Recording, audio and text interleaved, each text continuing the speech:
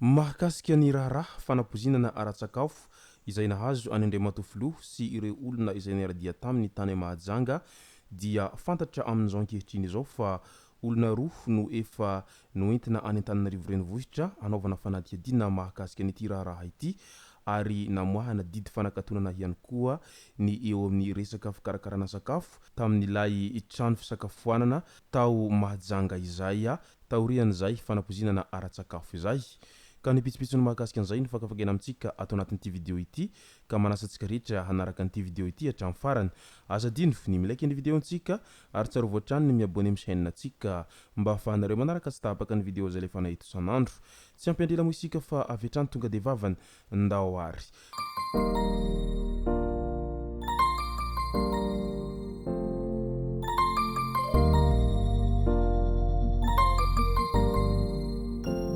Ny tonga tsy miarahaba hono ny namantesitra ka dia faly miarahaba isika rehetra mpanaraka tsy tapaka an'ity chaîne ity mitenako amin'ity androandroany ity. Arakin'izay efa nolazaiko ery am-piantahana izay dia ny mahakasika an'ilay raharaha fanapozinana ara-tsakafo izay nahazo any filoham-pirenena sy ireo rehetra niaraka taminy no tena iompanantsika ato anatin'ity vidéo ity. Fa milohan'izay dia ndao aloha resahantsika ireto tsara ho fantatra manaraka ireto. Vatsim-pianarana tsy mihena ny vola raisin'ireo mpianatry ny université. Nitondra fanazavana ny teo anivon'ny ministeran'ny fampianarana ambony sy ny fikarohana ara-tsiansa fa tsy nahena ny fanjakana akory nitahan'ny vatsim-pianarana fa ny vola mivoaka natokana ho an'ny vatsim-pianarana no hena taorian'ny risoana tamin'ny fanatobiana numerika na digitalisation ka nahafahana nahita lesoka rehetra na tonga ny fandaniana mihoapampana teo aloha. Izany no nivohitra nandritra ny fionan'ny ministry ny fampianarana ambony sy ny fikarohana ara-tsiansa profesora Lola Shamina tamin'ny mpanao gazety tamin'ny androny 24 maritsa iny. Resaka sotasota ataon'olona indray vola atao anatin'ny coffre-fort tamin'ny tokantrano iray teny Mandrimena Iavoloha no may tamin'ny androny zoma 24 maritsa atoandro iny. Nisy nandroba io trano io ka ireo nandroba azy no nandoro ny trano izay ahitana riana telo raha ny fitantaran'ireo olona izay teny an-toerana.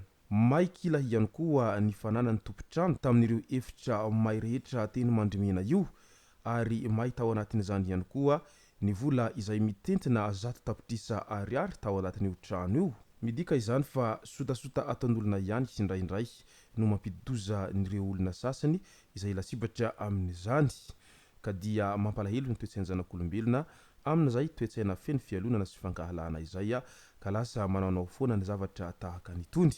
Mahakasika ny raharaha volamena 7 kilao izay bolongambolamena ny Madagasikara tratra tany Komoro. Araky ny fampitam-baovao dia navirin'ny Komoro tamin'ny Madagasikara ihany ireo volamena 7 kilao izay naondrana antsokosoko ary tratra tao amin'ny seranam-piaramanidina Prince Said Ibrahim ny volana Desambra 2024. Raha ny fanambarana ny voaka dia vokatry ny fiarah-miasa eo amin'ny firenena roa tonta no nahafahana namirana ireo volamena ireo. Andro vitsy lasa ihany koa izay dia nivirina malalaka ny famoivizana teo amin'ny firenena roa tonta ka ny fantanena mipetraka mety misy fandraisana amin'izay fisokafany eo amin'ny famoivizana malalaka eo amin'ny Komoro sy ny Madagasikara izay ve ity famerenana ny volamena ity sa inona no tena tao ambadika an'izay. Eo amin'ny resaka tsy fandriam-pahalemana indray 730 ny olona voasambotra ny polisy tao Ambatondrazaka nanomboka ny 24 maritsa teo ka anisan'izany ny roa lahy izay nitazona bala misa 4, roa hafa no samborona noho ny fitondrana fiara sady mamo tao anatin'izay fitondrana fiara izay. Midika izany fa tena tsy mikely soroka ny mpitandron'ny filaminana any Ambatondrazaka any amin'izao fotoana izao izay manao ainso zavatra amin'ny resaka fampandriam-pahalemana izay. Mahakasika toy ny raharaha fahaverezana moto resaka rongony ara-fahalavoana Jolay ilaina mafy maloto nakabasiny zandary nentina naseho teo anivon'ny fitsarana ambaratonga voalohany tao Antananarivo Avaradrano ny 13 maritsa 2024 ireo roa lahy izay nandray anjara mivantana tamin'io fandikan-dalàna voalaza itsy ambony io. Taorian'izay dia voatazona vonjomaika eny amin'ny fonjany Avaradrano izy roa lahy ireo miandry ny fitoam-pitsarana azy manoloana an'ity raharaha fangalarana moto sy ny fivarotana zava-mahadomelina ity. Eo amin'ny resaka fédération malagasy ny baolina kitra indray afaka ny sazy rehefa mahazo mitantana ireo fanampin'ny FIFA ara-dalàna i Madagasikara. Afaka tanteraka ny sazy mahakasika ny fitantanam-bolan'ny FMF ary efa mahazo mitantana ireo fanampin'ny FIFA ara-dalàna i Madagasikara hoy ny filohan'ny fédération malagasy ny baolina kitra Randriamanampisoa Alfred tamin'iny androny afaka maliny. No tsy hivina fa efa tamin'ny taona 2024 no tsy afaka nitana ny vola mandeha tao anatin'ny fédération na ny tompona andraikitra no io sazy izay nomen'ny fédération na iraisam-pirenena io. Ity filohan'ny FMF ity izay tsy nirotsaka tamin'ny ora farany nandritra ny fifidianana komity mpanatanteraka ny confédération africaine baolina kitra na ny CAF hisy inspecteur terme rahalahy izay alefa ny CAF ihany koa ao Madagasikara hijery manokana ny bozaky ny kianjan'ny Barea Mahamasina raha ny nambarany ity tompona andraikitra eo anivona FMF ity hatrany.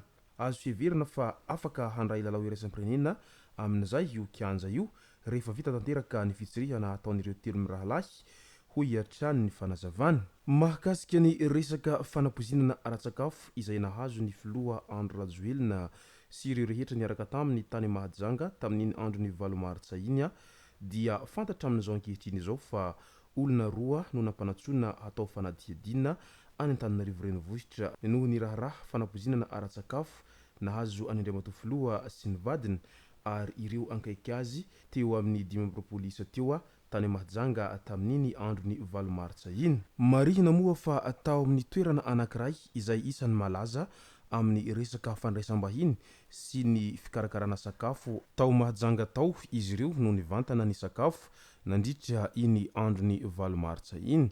Ataoko angambany fa tsy nanampo akory ny tompona andraikitry ny hôtely io tamin'ity resaka fanapozinana ara-sakafo izay nahazo any Andriamatoa filoha sy ireo rehetra niaraka tamin'ity fa samy gaga sy talanjona avokoa ny rehetra raha vantany vao nandre an'izay resaka fanapozinana ara-sakafo izay nahazo any Andriamatoa filoha izay. Hosetrin'izay resaka raharaha fanapozinana ara-sakafo izay dia natsahatry ny fanjakana ka tsy mahazo manao asa fikarakarana sakafo intsony ilay trano fandraisam-bahiny sy fisakafoanana lehibe iray ao Mahajanga io. Io toerana io mantsy no voalaza fa isan'ny sakafo-anany Andriamatoa Andro Rajoelina mivady sy ireo vahiny marobe izay nasaina nandritra ny fankalazana ny andro ny 8 martsa lasa teo iny.